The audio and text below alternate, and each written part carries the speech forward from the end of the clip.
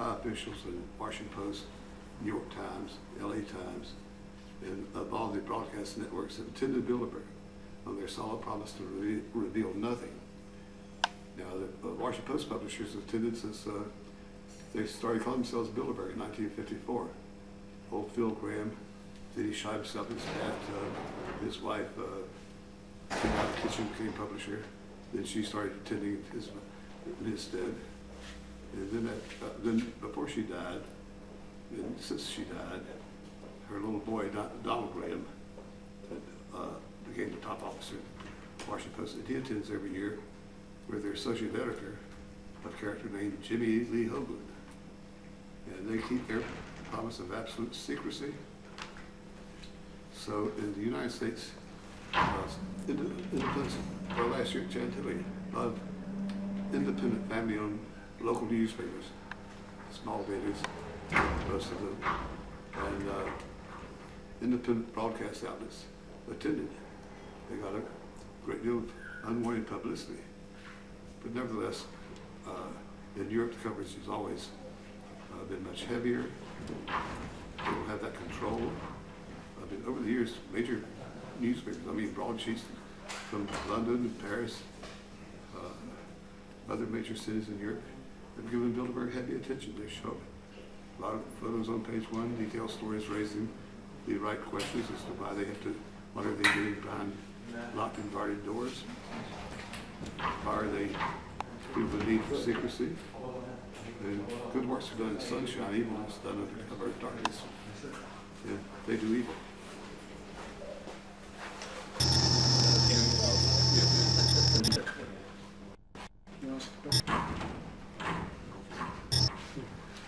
Okay. Do you think we're going to see any new 9/11s during the end of the year or next year in order to bring martial law or to establish the new world order that they're trying for years now? We may have another 9/11 whether we want to or not. The terrorists vowed that they'd be working in shifts. There's been a couple of known cases where an attack on Los Angeles was stopped. They try to keep, for obvious reasons, they try to keep all this secret so the terrorists do not know. But when 3 airplanes turned back to Heathrow Airport, and they drove in plane and grabbed some people off and find explosives, well, the materials in different bags where you can make an explosive. Just each of you go to the bathroom, same bathroom, get the least on shopping, put together an explosive. So we know that the attack on Los Angeles was full and another one on Chicago. That's only what was emerging in the press because there's no way to cover up. Making 2 planes turn around, jerking people off the plane and charging them as terrorists. So 9/11 could happen any time. And Obama is a very weak president. I'm not sure that he would be quite as intimidating as W would be on these issues. Period. What do you make of the now mainstream recognition of the New World Order? Especially at G20, we saw the mentioning of the term New World Order numerous times, and it seems like they're now publicly unveiling this. Yep, first uttered by President Bush number 41 after the Bilderberg meeting. Oh Lord, that was about 1990, I think. Started to introduce the term New World Order.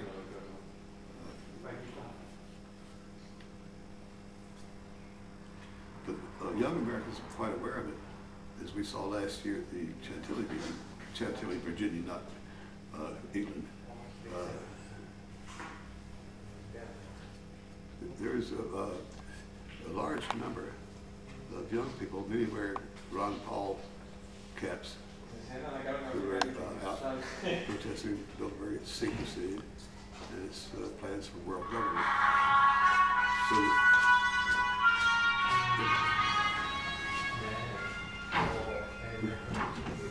So there's, that's our greatest hope, I think. It's the rising generation, their awareness, their willingness to deal with it, to fight for their nation, the sovereignty of their nation. a large segment of society, I've noticed this in Europe at least, because UN is looked upon as kind of like the savior and America is the bad guy, where they think that unity is a good thing. What's the problem? We can all work together. Open borders. Open borders. Just collaboration. If you work together, things get done better, more efficient. Yeah, this is the predominant train of thought here in Europe from what I've seen. Whereas in America, you have your YouTube generation, and plus you guys had 9/11 as well to fall back on and to remind you of how real this New World Order really is. Whereas we don't really have an anchor like that to fall back on, at least our generation, the young generation. Well, President Obama sees himself as a citizen of the world.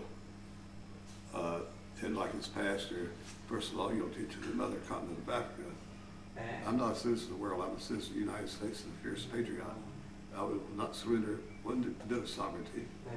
In fact, that was why Lady Thatcher, when she was Prime Minister of the United Kingdom, was thrown out by Bilderberg because she attended one meeting, didn't like it, and didn't have anything to say, and refused to surrender the pound for the euro.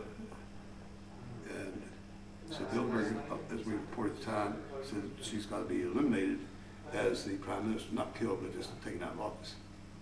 She was first replaced by, I think, by a trapeze artist named John Major from her own party. I had the pleasure of talking to her briefly in Washington at a reception about a year later, and I asked her reaction, and she said, I reckon time this is a rough paraphrase. She used the word tribute. She said, I consider it a tribute to be denounced by Bilderberg.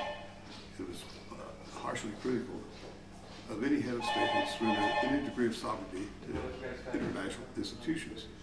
She just felt very strongly about that. Well, she and President Reagan had a lot in common. Period. Are they now preparing the introduction of the AMRO currency in the United States and Canada and Mexico? Well, they thought they were going to. They're falling far behind on that one. They were confident by the year 2000, NAFTA would have spread all over the Western Hemisphere, creating the American Union, similar to the European Union. And those kids are very disappointed because the year 2000 came, that was 9 years ago, and we're still in the United States. They do have their NAFTA trade agreement between Canada and Mexico and the United States. They should have been submitted to the Senate for ratification, which would fail. They said they call it treaty an agreement. So now we've agreed to eliminate borders between Mexico and the United States and Canada. Well, there's a lot of resistance anyway to appropriating the funds to build the superhighway that would run from our border with Mexico all the way to Canada somewhere. So there's been a lot of resistance. And the Bilderberg boys are grumpy old men because they're far behind on their effort to take over the world. Those doggone nationalists, they say with anger, are stopping their progress. Well, I sure as hell hope so.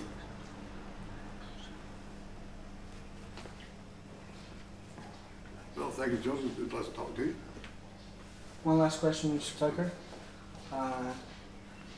Well, Rafiz, okay. You're gonna be here for the next 3 days, and you're covering Bilderberg since I don't know how many years, but a lot of years. Yeah, So 40 years. And why do you have they ever tried to silence you or to stop you from doing this? Have you ever get a threat?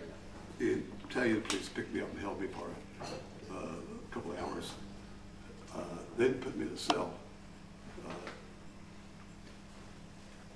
At that time, it's somewhere in Italy, and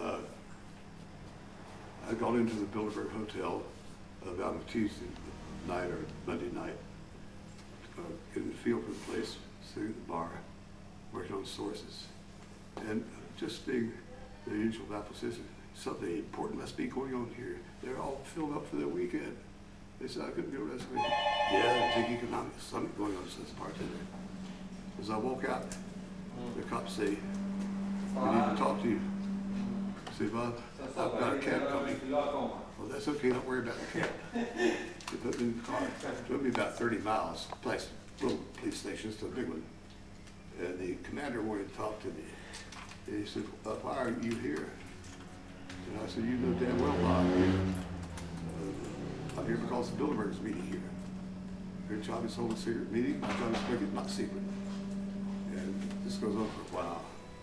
He says, do you have any credentials?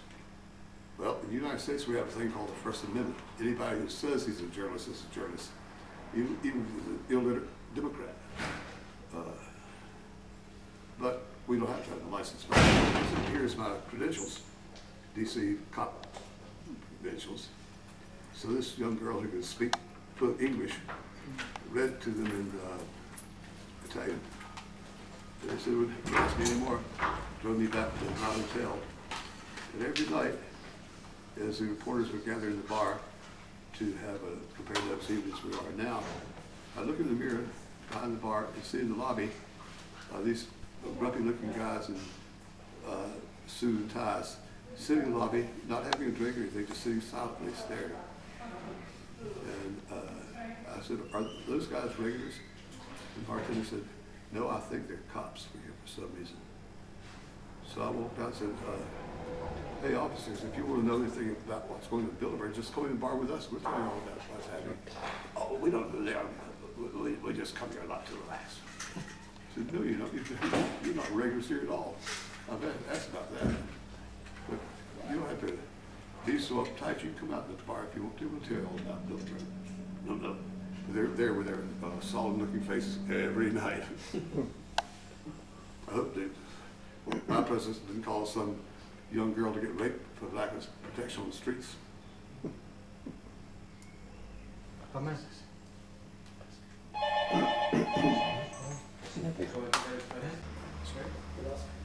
Non mi fanno stasera?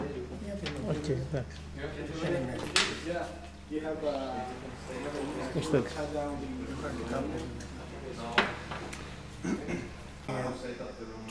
Do the Bilderbergs have anything to do with the one world religion makeup? The one world religion. Do the Bilderbergers also have anything to do with this? Well, Or is that another? most of them are atheists. Well, this is why they want to create the major atheistic religion. So, I'm not aware if they're undertaking any religious campaigns or not. They're actually, David Rockefeller still calls himself a Baptist. of course, like Bush, go to church every day and praise Jesus. Yeah. While we're on the subject, did you know if there was present the Maitreya, because in 1993, the Maitreya was here. You know who this is? A spiritual counselor for the Antichrist. Didn't know.